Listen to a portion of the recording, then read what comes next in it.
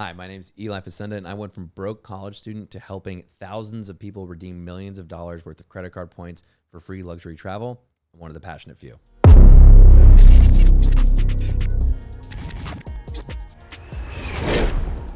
The interview with Omar today was great. He asked a ton of insightful questions. We really went deep into credit card points and travel, and I hope you're able to take away some secrets that will allow you to maximize your credit, to travel the world entirely for free on credit card points. I hope you enjoy.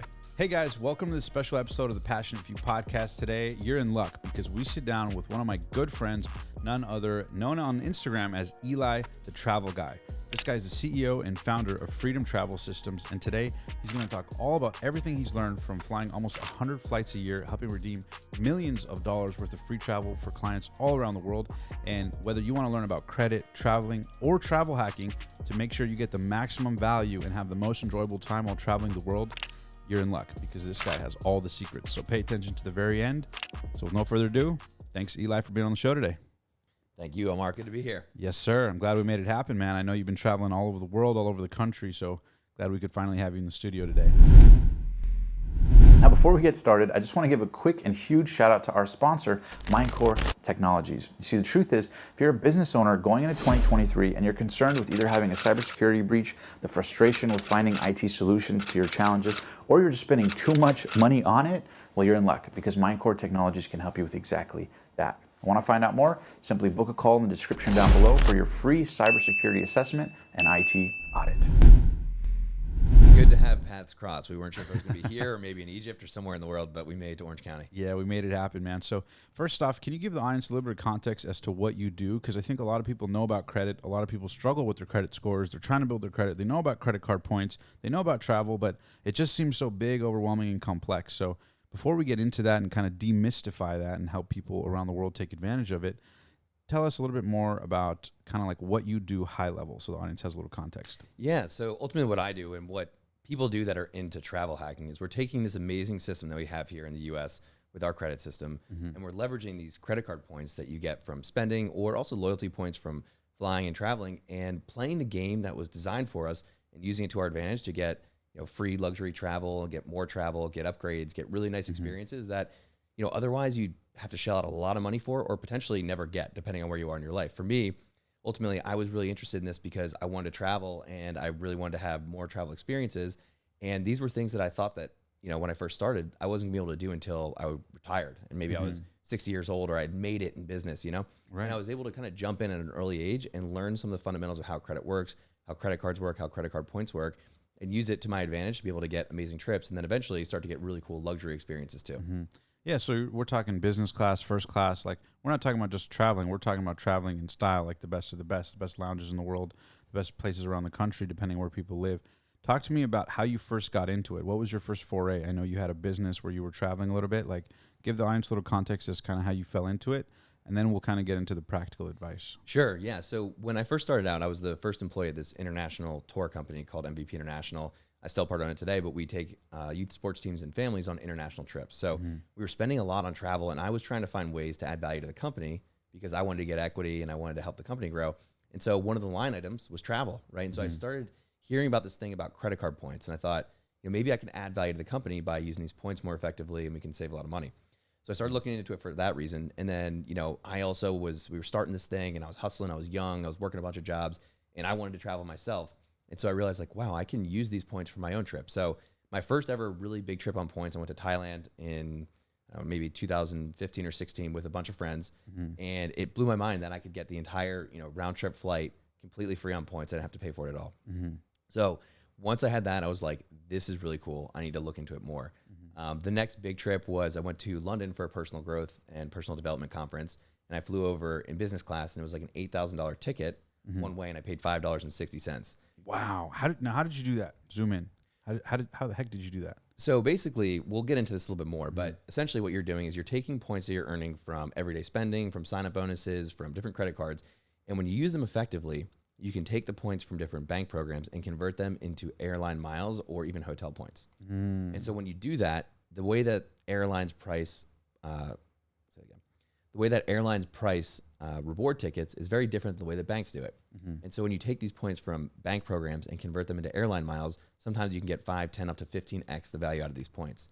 So that's what I did in this case. I took points from Chase, I converted them into British Airways, and I got an amazing flight over to Europe for way less than it would normally cost. How did you hear about it? What website did you use? I mean, because I know people listening to this are like, what the heck? Like, I need to check my credit card and do that. But like, how did you even know that existed? Like, how did you know how to convert them, where to convert them? Like, where did that even show up for you? So I had first heard about the idea of travel hacking actually on a podcast years ago. It was the It's your turn. It was the Jordan Harbinger show. I think back then it was called The Art of Charm, actually. And I'd heard about it then. I was like, that's cool. I need to earmark this and come back to it later. And I had heard about it, and it took me like 2 years to revisit the topic when I had a real use case for it for myself. And so that was how I got into it. And then I just started reading, blogs and credit card websites and airline sites and watching YouTube videos. And it took a lot of time. The cool thing about credit and travel hacking is there's a lot of small tactics. The not so cool part about it is sometimes there's a lot of small tactics, right? So there can be a lot to learn, but there's also some really easy things you can learn like that. And all of a sudden you have a couple cool go-to hacks or strategies, things that you can apply and get immediate value from. But for me, I was just so enthused and so passionate about the whole concept. I was like, I want to go all the way down the rabbit hole. Let me learn as much as I can. So it took me a few years, but I started out basically just doing what most people do when they see something. You start Googling, and just start reading things. You start to piece it together. And all of a sudden I kind of had this whole puzzle piece kind of framed out where I kind of understood how all this kind of comes together in a way where you can really maximize the value and also get into business credit too, which is a whole other piece. So then for you at that time, did you have a good credit score? Did you have like, credit score that was eligible? I mean, how should people even begin to like get the ball rolling on that type of stuff? Do they have to have an existing credit card? Can they just look at points they've accumulated? Where do you recommend people listening kind of start? Yeah. So I was in the same boat as most people, at least in the US, which is you're kind of taught that credit cards are bad.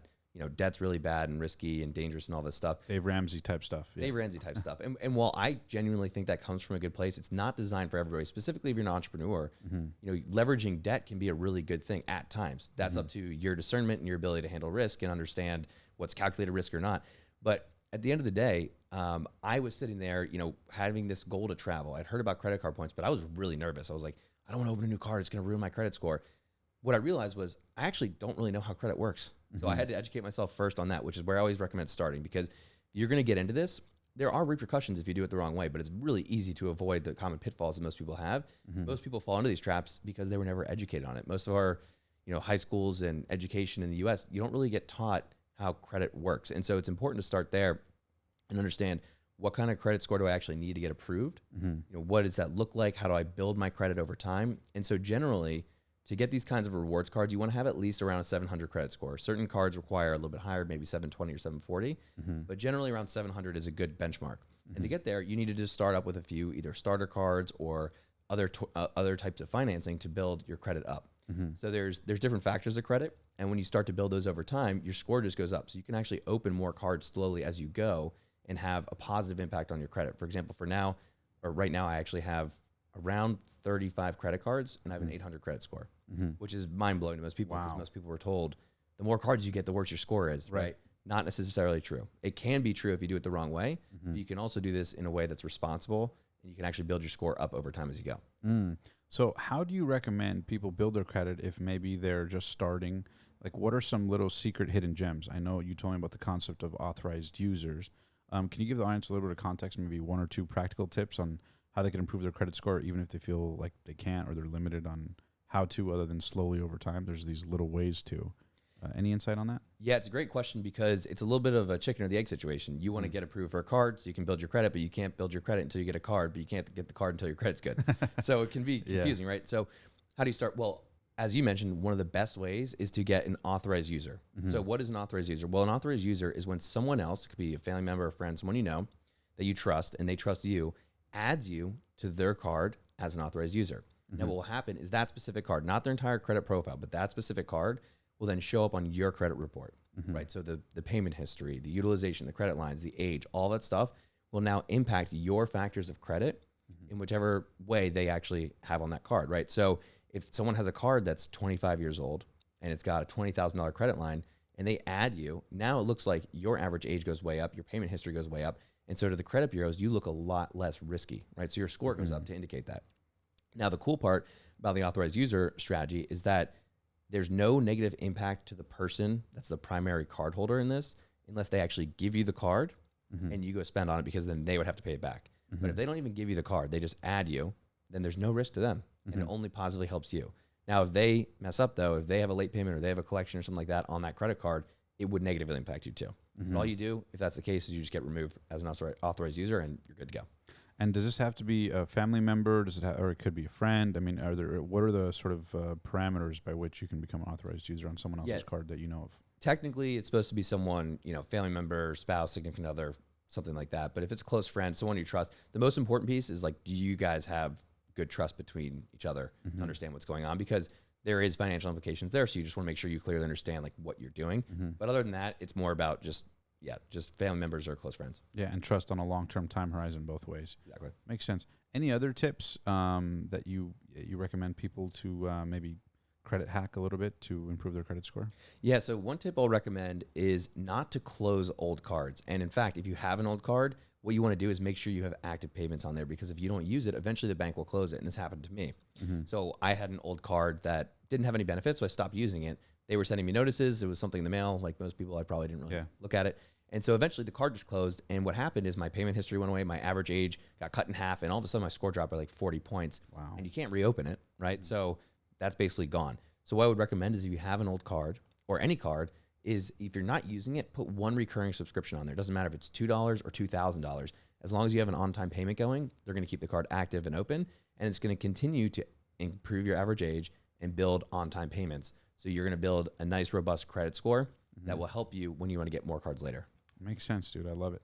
Now, how about when it comes to traveling? What do you recommend people do? Like, say they got a trip coming up, whether it's business, personal, whatever. What should they be looking for? What are some of the things that people can kind of immediately do, practical step 1, step 2, step 3, to really start redeeming points and kind of start their own travel hacking journey? Yeah, so in order to do this effectively, you want to start in the beginning, which is what type of points you're earning and how much you're earning. So the way to think about that is that there's different types of airline miles, hotel points, and credit card points. There's really 3 buckets, right? You want to ideally focus on these points that are transferable from banks into airlines or hotels. So you need to start there. Because if you start earning points, let's say with Delta Airlines, for example, and you want to fly to Egypt and you're going to fly on Qatar Airways like you just did, you can't use Delta miles to fly on Qatar. It's just not going to happen. So you would need to earn different miles that can transfer to the airlines and hotels that you're going to use. Okay? Hey, what's going on, everybody? Listen, we'll get right back to the video in a sec, but I just want to let you know that if you're watching this video and you're enjoying it, good, because that's exactly why we make these videos. And also, if you're a 7 to 8 figure entrepreneur and you're looking to grow your business with videos just like this, but maybe don't know how, or you've tried stuff and you're stuck, but you don't want to leave money on the table and you know you want content to be a part of your strategy, you just don't know how to grow that brand, grow your revenue, create videos, and scale your revenue with it, well, you're in luck, because we actually specialize in helping 7, 8, and 9 figure entrepreneurs do exactly that. So if you'd like to learn from those strategies and get a free personalized one-on-one session 100% free, you can simply book a call at the link in the description down below to learn more and hop on a call with our team to see how we might be able to help you. So anyways, just want to hop on here, let you guys know that, and thank you guys. But with no further ado, let's get right back to the show. Enjoy. So it's important to start there. So what programs are good for that? Well, typically there's really 4 main ones, which is Chase, American Express, Citi, or Capital One. So I would focus on what cards are within those banks that are going to be optimal for your type of expenses, which is the second part. So Can you say those 4 again real quick? Chase, Citi, Capital One, and American Express. Perfect. Keep going. And so with that, once you focus on that, then you want to see, okay, within these banks, which of these cards are more optimal for my lifestyle and spending? Some cards like the Amex Platinum have a lot of really cool benefits and a really high fee. So if you're traveling a lot, it's really easy to get multiple times the value out of that fee. You don't travel at all, probably not the right card for you, right? So you want to focus on which one has the right benefits and then which one has the right everyday spending bonuses. So for example, the Amex Gold, for example, will get you 4 points per dollar spent on groceries and dining. So if you're someone who dines out a lot or you order a lot of groceries, great card for you. You should focus there. And so now what happens is you have points that you can use for optimal travel, and you're starting to earn more of them because you have the right card for your specific situation. Once you've got that down, then you could start to look at taking these points and potentially converting them into airlines and hotels based on whatever the route you're flying is or the hotel you're going to be staying at. And it's interesting because a lot of times too, like say people go to look up flights, say the flight cost $800, for example. So a flight could cost $800, or it could cost, whatever the number, 10,000 points, right? You can either or. And so what you're saying essentially is there's ways to accumulate points, whether they be converted through bank points or, other ways you've accumulated points, and convert them to where it would end up being significantly less than the $800 for that flight. And then just building a rhythm of knowing how to do that. And then once you do that, getting points for the points you just redeemed, right? And then kind of building momentum that way. Would that be a pretty overgeneral assessment of kind of how it would work? Exactly. And it's helpful to understand kind of how the mechanics working behind this, because when you hear about some of these deals, you're like, how is that possible? Right? So it's helpful to understand, like, how does this work? So when you have points with a bank, right, you can use them through what's called their travel portals. This would be like Amex Travel, Chase Travel, stuff like that, where you're going to log in Capital One Travel.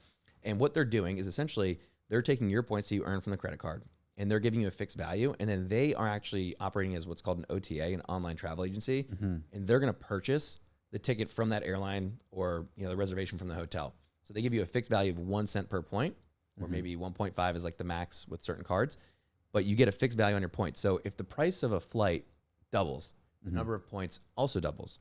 Where the difference is with airlines, for example, they don't price based on the revenue cost of the ticket.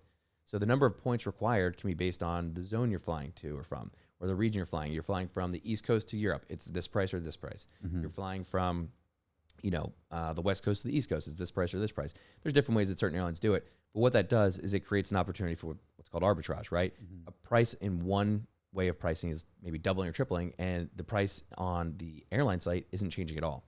So that's how you find these really good deals where it's like, wow, this ticket got really expensive if I was going to go through the Amex travel portal because the cash price went up because of supply and demand. But I can see it on this airline site for 10% of the amount of points. So the cool part is not only are you not paying for it with cash, you can get that for 10 times less points even. So now you're taking the points you have and you're making them last even longer. So you can get a lot more trips and really create a cool travel lifestyle out of that. Dude, that's crazy. And you really have, because you said, over 100 flights in the last year, give or take.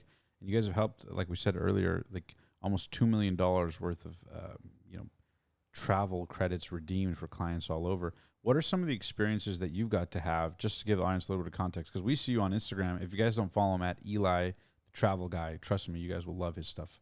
Because you're posting stuff all over the world, first class, business class, champagne, like everything. Can you give the audience a little bit of context as to like some of the unique experiences you've gotten to have, and like how relatively inexpensive you've gotten to experience those things for?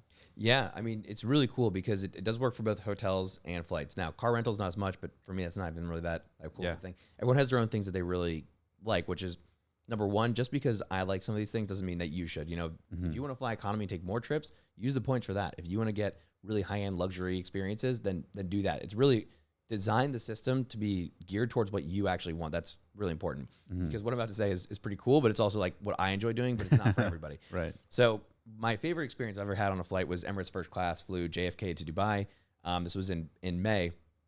And I mean, the experience from start to finish is just obscenely lavish, and also just like a new benchmark of like, wow, what amazing customer service and experience you can have while traveling. Like really sets the bar on another level. Once you do that, coming back and flying on like a domestic airline and flying economy, you're just like, this is rough. I'm on a bus. Yeah. Exactly. But so what was it like? I mean, what was the service like? What was the seating like? Did you have like a bed? I think it was like, I believe there's like a shower there, and the food is different. I mean, I know you helped me with some of the experience I had, man. And like food is totally different.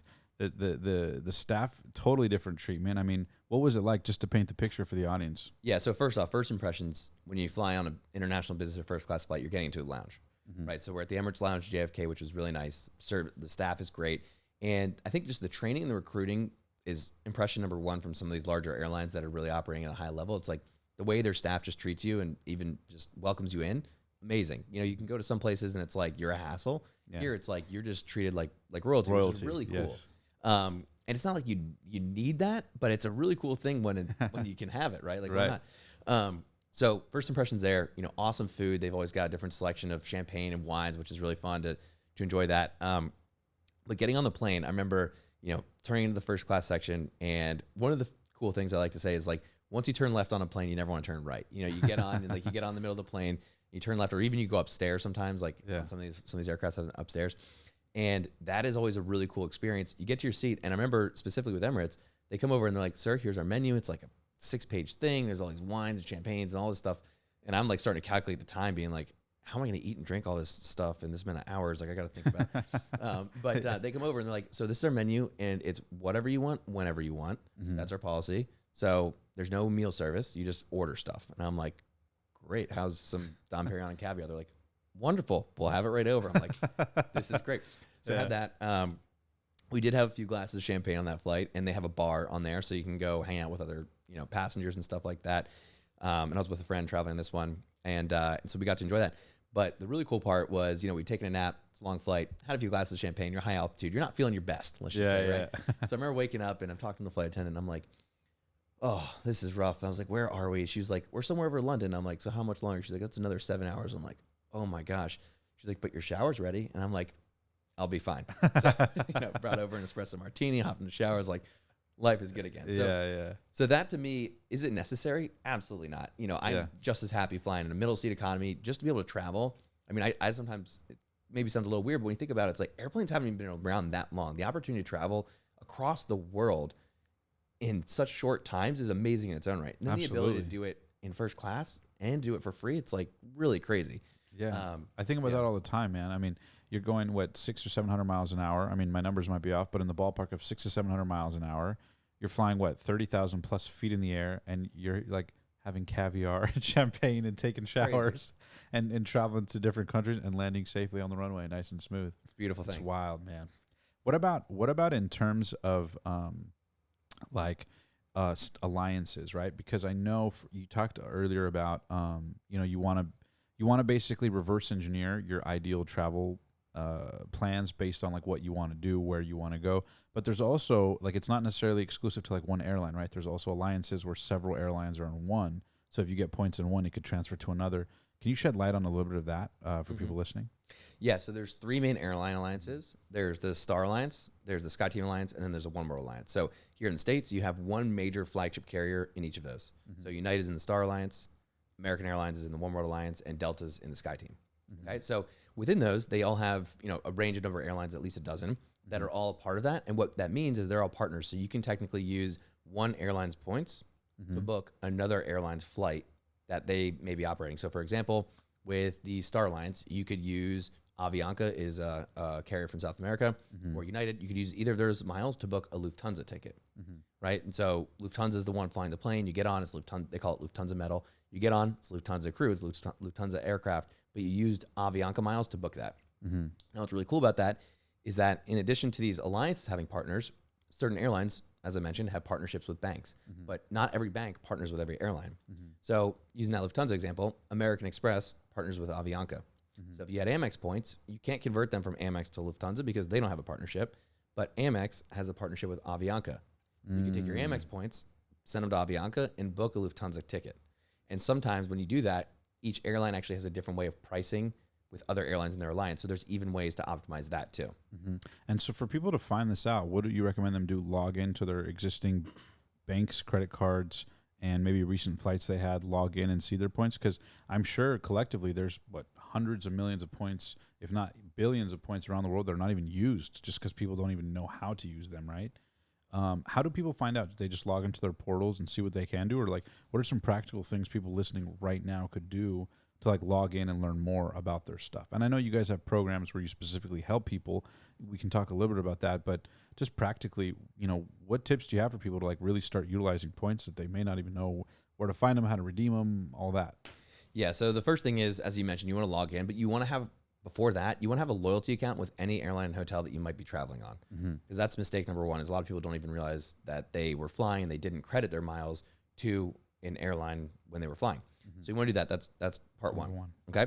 Then once you have that, you actually just want to use an app or a system to keep this really easy. So there's one called Award Wallet. There's another one called TripIt Pro. And what you can do is you can actually save all of your loyalty accounts in there, and they will connect to your accounts and show you your point balances all in one place. Wow. So instead of logging into 50 spots, you check one app and you can see everything. Yeah, because that's what a lot of people get messed up on, is the logistics of just doing that. They're like, whatever, I'll just pay full price. I'll do it later, when they could just download an app and compartmentalize it all in one place. What were those two apps again?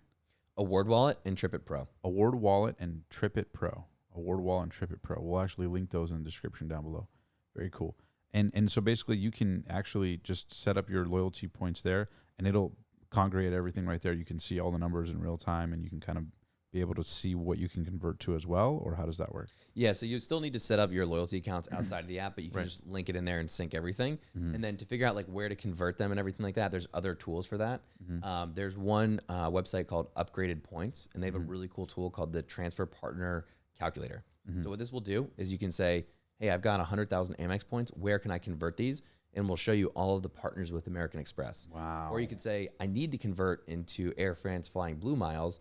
Which bank points could convert there? And we'll show you, hey, all of these banks can convert into that. So that's a really good one because it will also include what's called transfer bonuses. So every now and then there will be, right now there's a bunch running actually, where you can convert points from a bank to an airline and they'll give you a 10, 25, 50, % bonus to convert those miles. So it's an even better time to use those. So Upgraded Points has a really cool tool. That one's called the Transfer Calculator tool. Upgradedpoints.com. Upgradedpoints.com. Very cool. We'll check that out. And then also, like, once people start traveling, do you recommend them to actually like do anything else in terms of collecting points or double dipping? I'm sure you know some of the ins and outs. What are some other high level secrets and stuff that you're learning currently? Because I'm sure, like, now having worked with clients all over the world and redeeming millions of dollars worth of stuff, I'm sure you're constantly learning new angles, new hacks. What are some things you're seeing at the forefront of like new stuff, new tips, new tricks that maybe people can't find anywhere else? Yeah, so one thing I would encourage people to look at, specifically if you're traveling a lot or you want to, is how to leverage status effectively. I personally think status is actually a pretty big myth in terms of it having so much benefit to people, because for most people, you're going to get, this low level or mid-tier status with an airline or hotel, and you're getting a free water or early boarding or something like that. Things that aren't really needle movers for you. So you're talking about status in terms of airlines, like, gotcha, okay. Yeah, loyalty status. So the more you fly with them, the more you earn status. Certain airlines will actually allow you to spend your way to status. So maybe you're a business owner and you spend a lot, you could just spend on certain cards and generate status. Each airline and hotel is different in terms of what they require. But the benefit of that is if you have status and then you start to use the right cards in addition to that, instead of earning maybe, let's use a hotel, for example, instead of earning 3 points per dollar spent on a hotel stay, you could earn 34 points per dollar spent. So you do, you stay 3 nights in a hotel, and because you have status and you use the right cards, now you've just stayed 3 nights and earned a 4th night from the amount that you spent because you're earning so many. So that's what we call double dipping or stacking, is leveraging credit card benefits with status, with these other promotions, things like sometimes even inside of like your American Express account, there's things called your Amex offers, where it will say, hey, if you spend $300 on this hotel brand, we're going to give you $50 back. So you can start to stack some of these things where it's like little hack here, little hack here, little hack here, and all of a sudden you're paying like 5% of whatever the thing would be. And so I would look at those. That's called double dipping or stacking. If you were going to look it up and explore that more, those are some really cool ways to earn a lot without having to do too much. That's awesome, man. And what do you find most clients struggle with in terms of like managing it all? Most people don't have a system, as we were just talking about. So they're not using apps. Another really cool hack that I would mention, as you get more cards, it can start to be like, oh my God, this can be overwhelming. How do I make sure I don't have late payments? Because if you have a late payment, there's nothing that will ruin this faster than starting to have late payments or collections, right? And so yeah, it'll lower your credit score quick. Yeah, it'll lower your credit score. It's a pain to deal with. It can take a long time, and really think of your credit like your financial reputation, right? So to a bank, you do one thing wrong, it's kind of like in business. It takes a long time to build a good reputation, and it's pretty easy to mess it up with one small thing. Right. Same thing with your credit report. It takes a long time to build good credit history, unless you use some of these strategies we mentioned, and one small thing can really mess it up. So you want to make sure that you have a good system to avoid that. Otherwise, number one, you potentially run the risk of things going awry, or you start to feel like this is a part-time job to keep track of, which it doesn't have to be. So a couple of things I suggest for that. Number one, auto pay for everything. Always have auto pay on for your minimum payment on your cards. That way, in the worst case, you don't have a late payment. You get sick, family emergency, whatever. The last thing you want to do is come out of a hospital situation and have 5 late payments because you couldn't write a check to the bank, right? Set up auto pay. Auto pay, minimum payments, all cards, yeah. All cards. This is a great one, is as best as you can, actually contact the bank and ask them to change all of your payment due dates across your different banks and cards to the same date. So what this does is it allows, this is how I do it. I have 35 cards and I'm able to systemize this really effectively. I log in once a month and I pay everything. It takes like 30 minutes. How long did it take you to call 35 different places to line that up? A lot of them have live chat or you can just message them. So it's not that bad though, because I have a lot of cards, but most of them are with like a few different banks, right? So I'm calling Chase, Amex, Citi, Capital One, Bank of America. It's like 5 or 6 messages, but it's not that bad. And so how does that affect it if say for example, like I have my cards, I believe the billing cycle ends on the 25th or the 26th, and then I have another one that's on the 3rd. how would it affect it if I said, hey, I want them all on the 30th of the month or on the 1st of the month or whatever it is? Like, how would that affect like where it currently is? Or is it not even that complicated? It's pretty easy. Pretty easy. It's not that complicated. The only thing that's important to note, which you just hit on, is your statement closing date is when the bank, typically for most banks, will take the information on your account and send it to the credit bureau. Right, exactly. So if you're having issues with your utilization or your amounts owed, that's the second biggest factor of credit. And this is a big roadblock for a lot of people why their score is down, because their utilization is too high. So if you think of it from a bank's perspective, it makes sense. If you're using a lot of the debt you're already being lent, we don't want to give you more because it's more likely that you're probably not going to pay it back. So oftentimes, though, it's not that you're even really a high risk. It's just that you're not paying it off at the right time. So what you want to do is you want to pay things down before the closing date of your card, not just the payment due date, but ideally the closing date, because that is when the bank is going to take that information and say, hey, Omar, has a $20,000 limit and he only used $500. So that's going to report a low utilization on that card, which is going to help your score. So as you change your payment due dates, if you do that, you just want to be cognizant of, okay, when do all my statement closing dates now shift as well? Because it's going to be in accordance with your new payment cycle. Makes sense. Now, dude, it's interesting. Like when people hear about travel hacking and they hear about credit hacking, what are some of the biggest misconceptions that people have that you've seen? Because I'm sure you've heard all the limiting beliefs, all the concerns, all the worries. What are some of the biggest ones you've heard in terms of like people's limiting beliefs about it? So the first limiting belief is that this is bad and it's going to hurt my credit score. As mentioned, there's ways to do this responsibly and to do it slowly over time where it can actually help your score. As you open more accounts, you're showing lenders that you're responsible with more different types of borrowing. You've had more on-time payments, so it can actually help your score. So that's number one. Okay, so understanding the foundations of credit and doing it responsibly over time is something I highly recommend. Number two is that a cash back card is a better alternative to travel points. Okay, so some quick math on this. Let's say the baseline of a cash back card is 2% back. So you spend $100,000 in a year, you get $2,000 back. Well, what if you had a card that earned 2 points per dollar and you could use those points at 4 cents per point? Now you just got 8% back. Okay, so just by switching a card and using the points differently, you could have a $6,000 difference in a year. If you're a business owner, which is mostly who we work with, and you're spending hundreds of thousands, potentially millions of dollars a year, that 6% turns into a large number. Yeah, no, it makes total sense.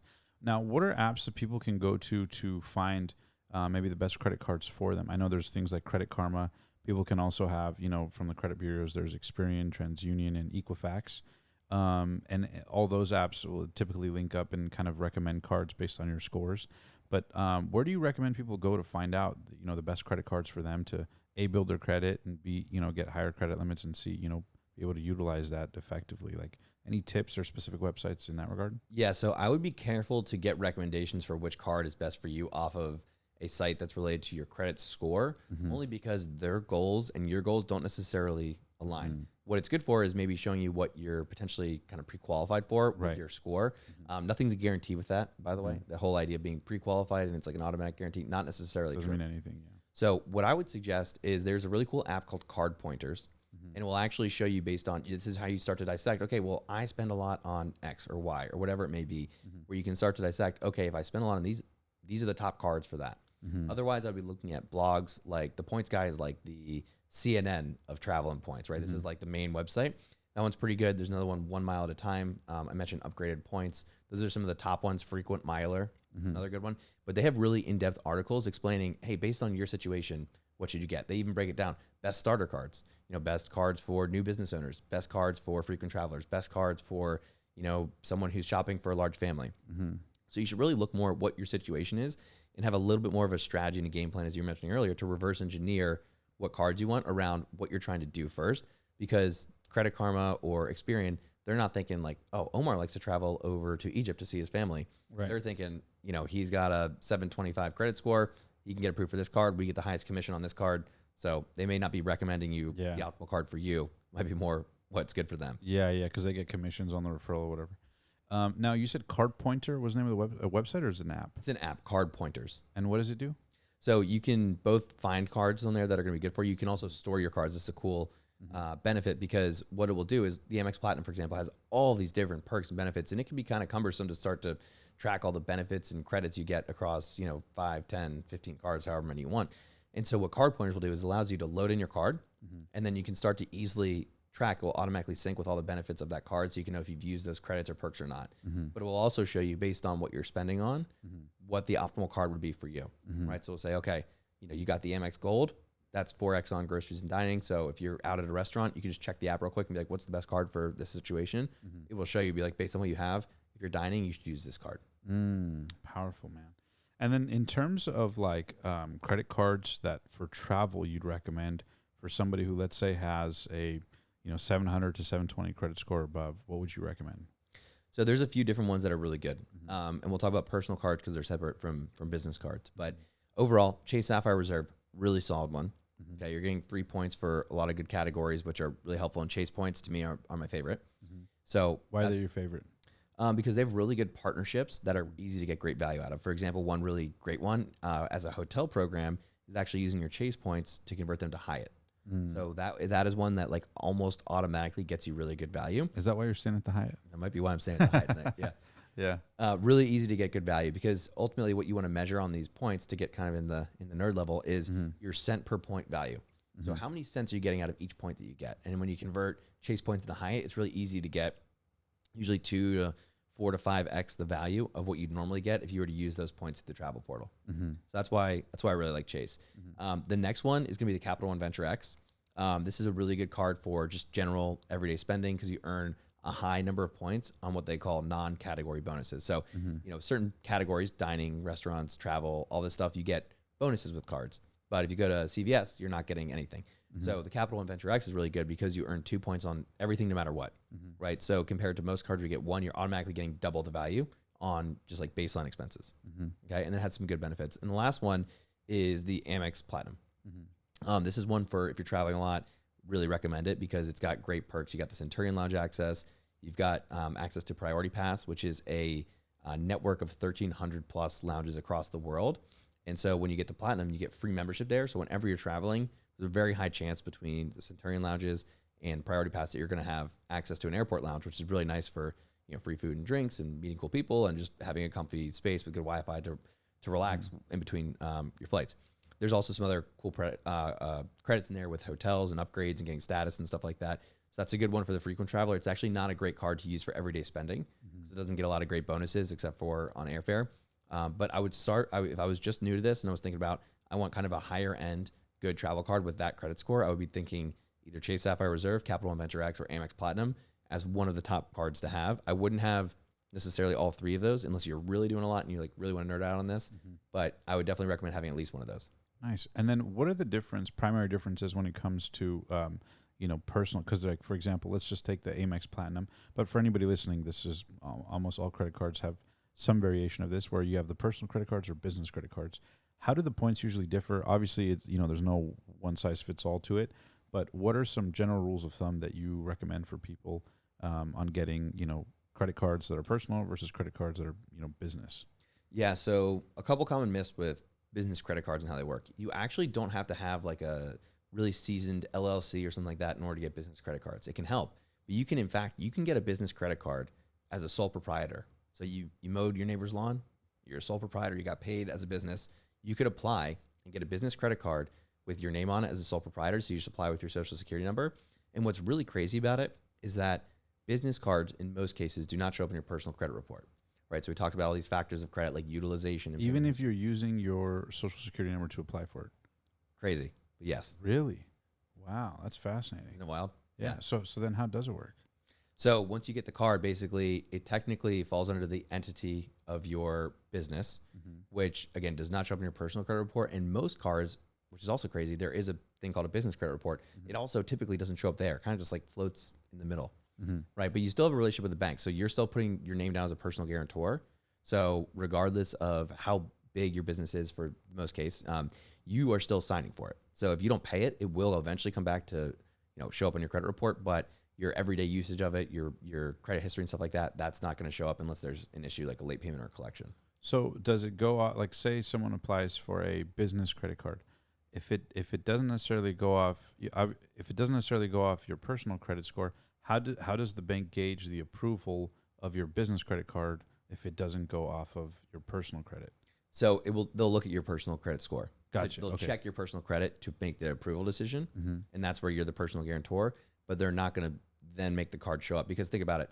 If you're an individual, but you have a business that's spending a ton and the business is growing, it could totally wreck your utilization if it was showing up. You see what I'm saying? So that's why the banks give you a little bit of leeway with that. Yeah. And you could have multiple businesses, and then all of a sudden your credit's wrecked, but like really maybe you have a lot of money in your bank account and you're running an effective business. It's just that your cards are really high for a certain period because of it's a business expense. So yeah. So that's the difference in terms of how the approval works. There's other things that you need to be aware of too. Generally, you need to have a few personal primary cards before you get business cards. You want your utilization to be lower, and you don't want to have a bunch of inquiries. So slightly different than general personal credit card applications. Business cards have a few extra requirements. And then there's also some rules at different banks where if you start to just apply and you don't know these rules, you may get rejected and not be sure why, but it's because maybe you did all the other things right, but this bank has a rule with the number of cards you could have recently opened before you get approved. So for example, Chase has a rule where if you've gotten 5 or more personal cards in the last 24 months, they will reject you for any card. So you want to make sure that, before you apply for a Chase card, you would check and be like, how many personal cards have I gotten in the last 24 months? Right. So you want to check these things. But the other part about business cards in general versus personal cards, oftentimes the bonus categories are just slightly different. Things like social media ads or shipping costs. Those are going to be targeted specifically for business owners because, if you're just a individual, you're probably not spending an insane amount on shipping or an insane amount on, Facebook ads. So that's going to be one of the differences too, is these categories that you get bonuses in. Dude, that makes sense. Now for you, did you ever struggle with having a low credit score, or have you always been pretty good at it? Because you said your credit score now is like 800 plus. That's amazing. Did you ever struggle with your credit score or anything like that? I was fortunate to learn this stuff before I could get in my own way and mess it up. But I did have one issue come up recently, and it was somewhat my fault, but kind of sometimes, to be honest, things in credit can just happen to you and it sucks and it's not really your fault, but then you're stuck with the situation. It's like, now if you want to make moves with your credit and finances, you have to figure it out, even if it wasn't your fault. So what happened for me is I had a car rental. I'm not gonna name the company because I don't want to bash them, but their customer service was awful. I kept checking. There was like damage to the car. It's like, hey, I'm trying to connect you with my credit card insurance to make sure this gets resolved. Please confirm this is not going to be an issue because it's in queue and in process. They're like, yeah, no, it's totally fine. It's totally fine. We're working on it. I was following up with them on email and phone call. And then 2 months later, I haven't heard anything back. I'm checking back with them. And then all of a sudden a collection just shows up in my credit report. And I was like, I'm like, this is a dagger. Like, and I teach this stuff, right? And so I'm like freaking out a little bit, but I'm like, okay, let's see what we got. And so what's cool is sometimes you can negotiate these things. Some things are negotiable and some things aren't. Sometimes it's a little more difficult. Sometimes it's easier, but I was able to negotiate it and explain the situation. Fortunately, I was dealing with a pretty generous and kind person on the other end. Sometimes these people, they're working in a tough job. They get a ton of phone calls from people that are just angry and yelling at them all day. So like, it's good to be able to be cordial with them in the first place, but I was able to negotiate that and get it off. But other than that, I haven't had a lot of issues. It did take me a while to build things up. And I had a couple small hiccups. I mentioned they closed my oldest card because I wasn't using it actively. But again, if you have issues with your credit, just know the important thing to know is that you can definitely fix it. Anything with credit is fixable. It just takes time, the right strategy, and understanding how it works. And the right communication to the right people. What about, I love what you said about the fact that it's negotiable. What about things like if people have late payments? Is there ways to, who do you recommend people call? Do they call the credit bureaus, or they call, let's say someone is late on a car payment. Let's say somebody's late on, sometimes it's trivial payments. I have one of my clients, he's a multi-million-dollar entrepreneur, and he was applying for financing on something, and he told me it was like $100 payment that he just forgot about. His assistant usually runs stuff, and they got so much stuff going on. This guy's doing $20 million a year, and literally I think the payment was like $160. Just forgot it for like 2-3 months, and it showed up on his report, docked his points significantly. He went from 800 credit score, dropped it like 20, 30, 40 points or something like that. So like, these things happen. Even it has nothing to do sometimes with just the cash. It's just you miss it, right? We're all human. But in situations like that, like, do you have any other tips aside from putting things on auto pay, or do you have any other ways that people can, like, say they get dinged for that, they can reach out to companies and actually they'll be a lot more forgiving, or they'll take it off credit reports as long as you communicate? I mean, any other insight? Because I know there's people listening or watching right now. Don't worry, guys. I'm asking for you who are like, oh, man, I have this and I have that and I got this delinquency and I had this. So what can people do to kind of mitigate those things? Yeah, so I'll break into a couple different segments here because there's late payments and then there's collections. So just to clarify, late payment, you're 30 days late on a payment, shows up in your report as a late payment. It will impact your credit history. Collections are basically fall into like the delinquency section. It would also impact your payment history. But this is if they haven't collected payment in a longer period and then they sell it, whoever had the debt would sell it to a collection company who buys it for a percentage and is basically going to try and collect from you. They're trying to make money on that deal essentially. So one thing that's important to note is if you have collections, you want to be aware of how credit works. It's very strange, right? So let's say you're like, okay, this thing's $2,000. I'll call the collection company and I'll just pay it. Well, what happens actually is if you pay it, credit is activity-based and collections stay on your account for 7 years. So let's say the collection was from 4 years ago and you're like, you know what, fine. Finally, I'll just pay this thing. I'm trying to get a new credit card and I want to, update it. You pay it off, but now it's going to stay on your report for another 7 years. So 11 years total. Wow. So that's collection. So you want to be aware of that kind of stuff because again, these are things people aren't taught. So you want to know like, okay, does it make sense to actually pay this off? Or potentially, again, negotiation, you can reach out to them and say, hey, I do want to pay this. I know I owe this to you. I'm sorry or whatever happened. And I want to pay it, but I need in writing that if I do that you guys are actually going to remove this. And it has to be in writing because otherwise you may pay it and they may be like, we got our money and they don't care anymore. Yeah. Your leverage is gone. And then all of a sudden, you're stuck with something for another 7 years after you were just trying to get it off. It refreshes the whole thing. So that's for collections. Late payments are slightly different. You're going to want to reach out to the lender, whoever it was, try to negotiate with them. Obviously, if you have good past financial history with them, whatever it is, car company, auto company, whoever it is, that can sometimes help. There's also cfpb.gov, I think, where you can dispute things, or you may honestly want to call a credit repair expert. There are ways that you can write letters to the credit bureaus and stuff, but it's a very antiquated process and it can be really difficult. So you can absolutely handle it on your own.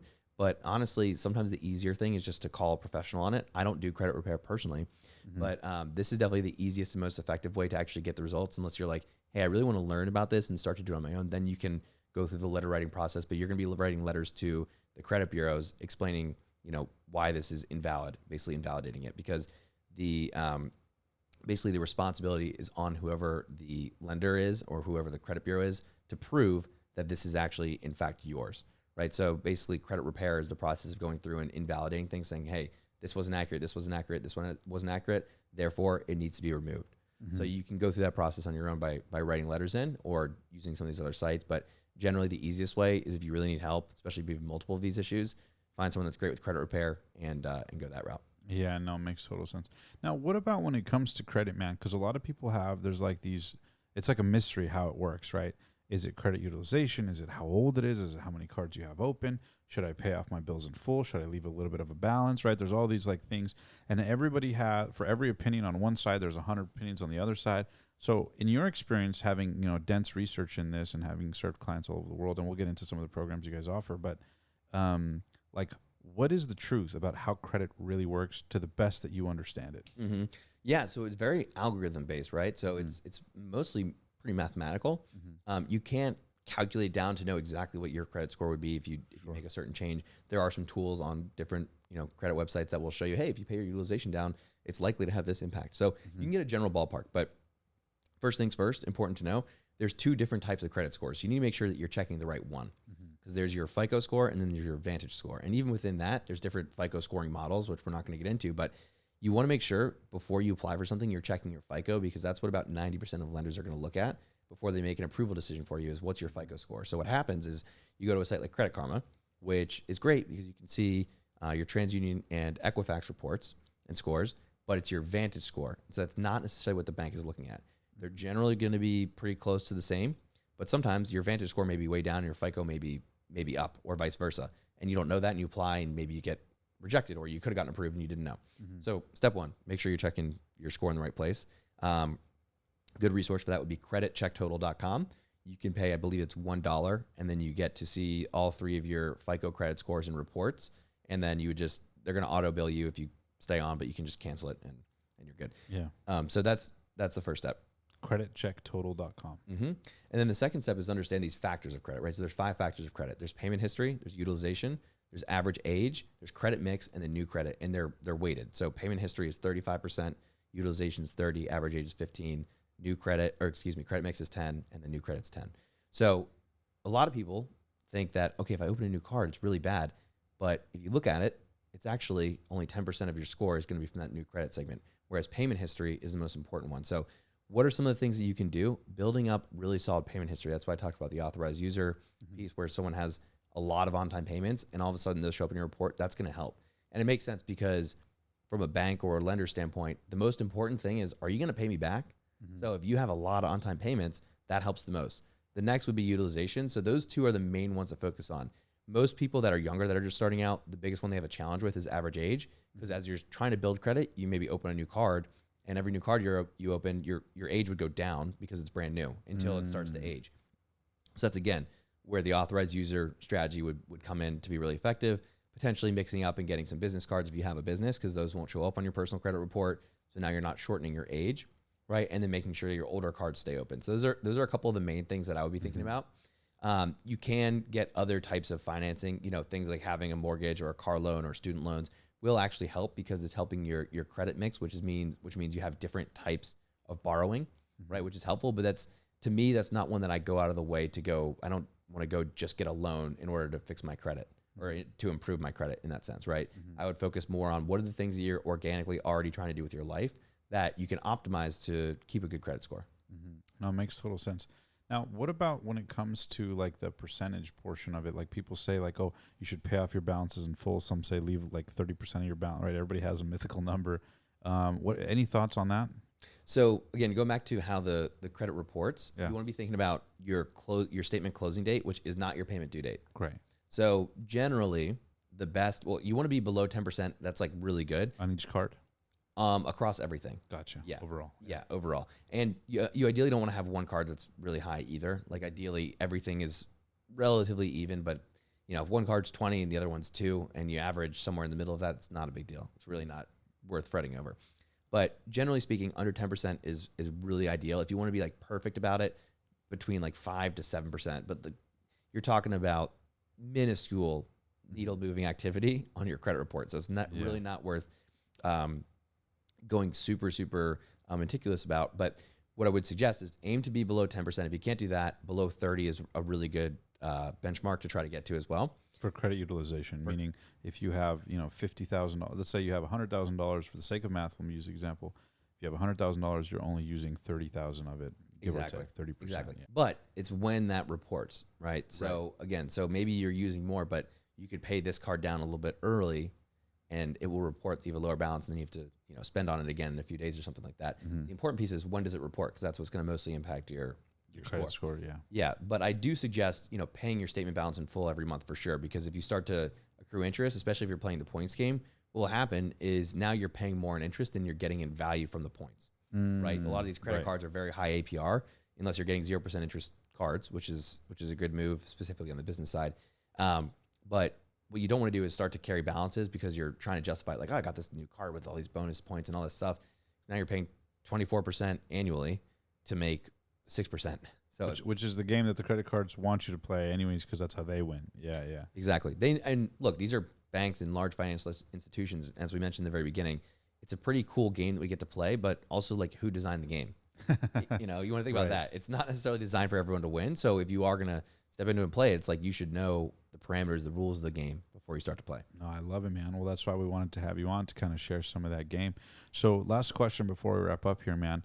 A lot of people, love what you shared. You shared tremendous value here. Where can people find out more, and what services and programs do you guys offer for people who really want to take advantage and really travel the world and, credit and travel hack to the best way they can? Yeah, absolutely. Yeah. If you're someone that's like, hey, I would love to learn this kind of stuff, definitely check out what we do. I'm happy to share more. I put a lot of free resources out on social media, Instagram, on our site as well. So the best place is going to be Instagram, which is Eli Travel Guy, or our website, www.freedomtravelsystems.com. And we've got free masterclasses, which we'll be able to share all sorts of different resources and tools, and also kind of just behind the scenes. I share a lot of stories as I'm doing this, like how I'm doing it too, to break it down, to make it more digestible for you as you go. So that's what we've got. And if you want to dive deeper and get some mentorship, some support, we do have different courses and calls and coaching that we can provide for you to just get you there faster. Ultimately, what I did was I took the route of reading credit card websites and blogs and watching YouTube videos for years to become really proficient. Eventually, I actually hired a mentor in it, and it's like I started getting, awesome travel experiences much faster with much less effort. So that's what we're here to do on that side too. and potentially help with some services too. If you need help hand holding, direct guidance on what cards to get and how to plan your travel, we do have some things that we can offer there as well to help out. Very cool, man. And we'll go ahead and plug links in the description below so you guys can check those out. We'll also have a link pop up on the screen here if you want to go visit the website and check it out so you guys can learn more from Eli on how you guys can travel hack and live a life of your dreams and have some of these epic experiences that a lot of people don't get to have. So real quick, before we wrap up, man, we always like to play a quick game, Eli. The way the game works is it's called First Things First. So essentially the rules are I'm going to rifle off a quick word or phrase. Then you just tell me the first word or phrase that comes to mind, right? Think of it like a word relation game. Cool. The only rule is that you can't repeat yourself twice. Make sense? Makes sense. So I'll say a word. I'm going to rifle off 10, one at a time. Then you just tell me the first word or phrase that comes to mind. Cool? Mm-hmm. All right. You ready? All right. So first word is travel hacking. Credit cards. Second word, credit cards. Points. Your favorite flight you've been on. Emirates. Your least favorite flight you've been on. Southwest middle seat. The biggest misconception about travel hacking. Cashback cards. The best way to build your credit score.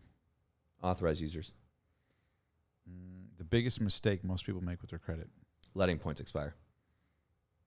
Oh, that's good. That's more points than credit, but Yeah. No, I like that. That's a good one. I like that. Your favorite place in the world you've been to and why? Nosar, Costa Rica, it's a special place. Your least favorite place you've been to? Houston, Texas.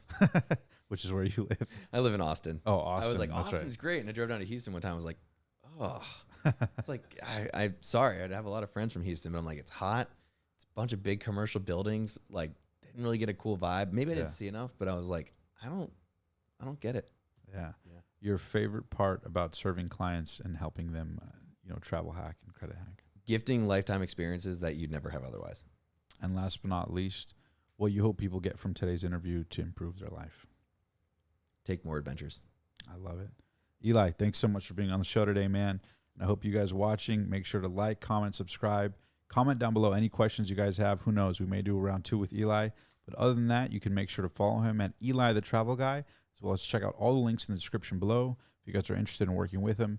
And finally, having some more adventures. So until next time, I want to encourage you guys to live strong, live with passion, and we'll see you guys on the next inspiring episode.